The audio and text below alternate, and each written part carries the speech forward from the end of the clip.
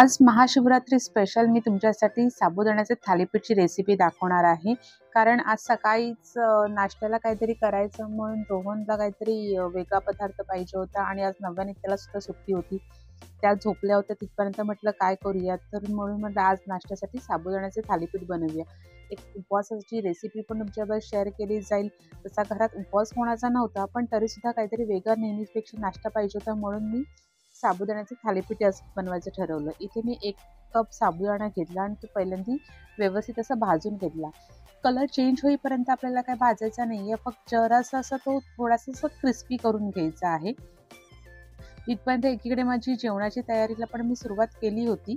इथे सुरुवातीला आपल्याला थालीपीठासाठी मी 2 बटाटे मोठे असे उकडून घेतलेले आहेत आणि साबुदाणा भाजायला ठेवलेला होता मी। थोडासा भाजून तो परत गॅस बंद करून थंड करायला ठेवलेला आहे।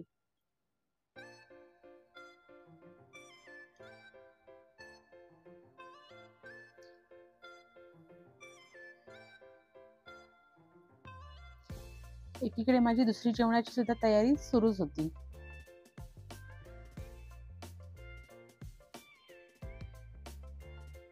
बघा साबुदाणा गार व्यवस्थित असा करून घेतलेला आहे। बघितलं छानपैकी असं तो गार होत आलेला आहे। इथपर्यंत जरा ओटा पण क्लीन करून घेतला आणि पुढची थालीपीठाला सुरुवात केली।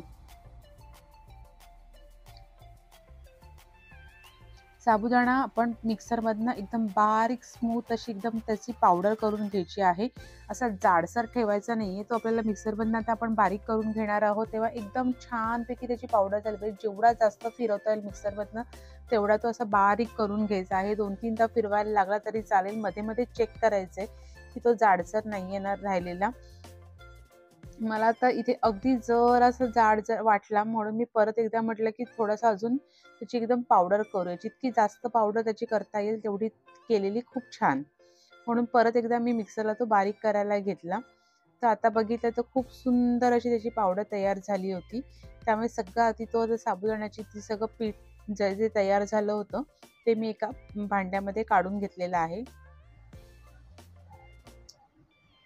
व्हिडिओ शेवटपर्यंत नक्की बघा।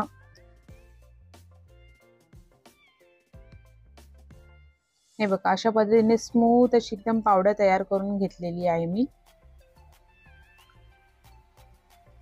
आणि त्याच्यामध्ये जे उकडलेले 2 बटाटे होते ते असे किसून घेते। बटाटा जर जास्त असेल म्हणजे 2च्या ऐवजी तुम्ही 3 अजून घेतले तरी सुद्धा चालेल, कारण का मग आपल्याला थोडं जेव्हा पीठ आपण जेव्हा सगळं भिजवतो तेव्हा थोडा पाण्याचा वापर कमी करायला लागतो। बटाटा माझा मी 2च घेतलेले होते, मला वाटलं 2 बटाट्यामध्ये होऊन जाईल, पण थोडा अजून 1 घेतला असता तर अजून चवीला पण चांगला लागला असता आणि पीठ मळताना आपल्याला पाण्याचा वापर सुद्धा कमी करायला लागतो। त्याच्यामुळे बटाटा जास्त असेल तर चांगलीच गोष्ट आहे। माझा इथे 2 बटाटे होते त्याच्यामुळे मी तेवढेच घेतलेले आहेत।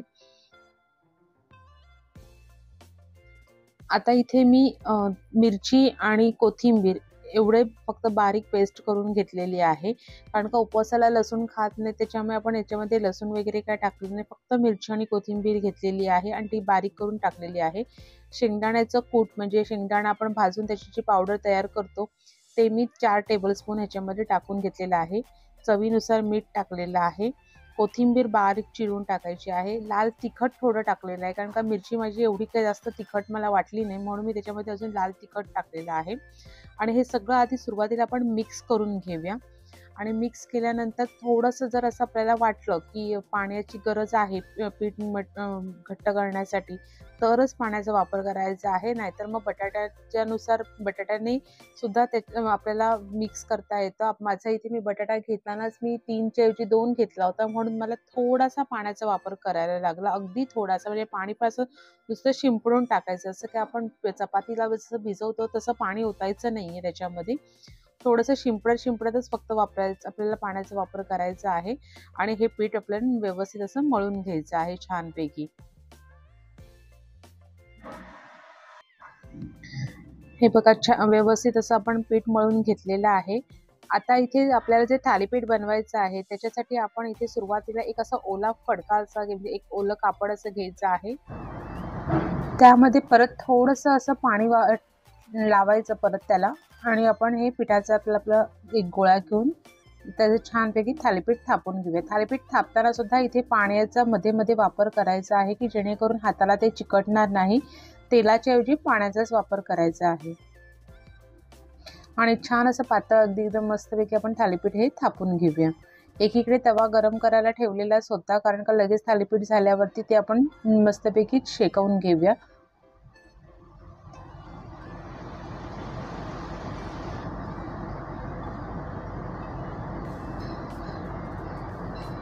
थोडंसं तेल टाकून घेतलेलं आहे आणि आता आपण त्याच्यामध्ये थालीपीठ आपण शेकवून घेऊया।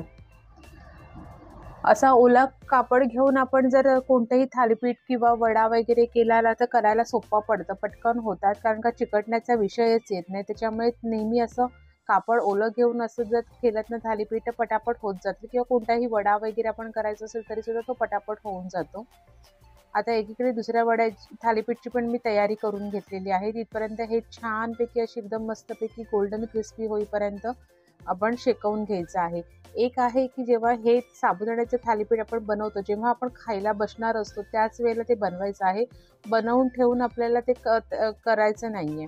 हे बघा अशा पद्धतीने मस्त क्रिस्पी असं दोन्ही बाजूनी आपण ते शेकवून घेऊया, कारण बनवून ठेवलं तर साबुदाण्याचं कसं थोडंसं नरम पडण्याचा विषय असतो। त्याच्यामुळे आपल्याला जेव्हा खायचं असेल त्याच वेळेला ते आपण बनवायचं आणि लगेच खायला सुरुवात करायची। आता इथे मी दही घेतलेलं आहे, दहीसोबत, कारण नव्या नित्याला पण खायचं होतं, त्यांना चटणी नको होती म्हणून मी दह्यासोबत छान असं साबुदाण्याचं थालीपीठ तयार केलं आणि हे रोहन आणि नव्या नित्याने खूप छानपैकी एन्जॉय केलं। तुम्हाला साबुदाण्याची थालीपीठची रेसिपी कशी वाटली मला नक्की कमेंट्स करून सांगा।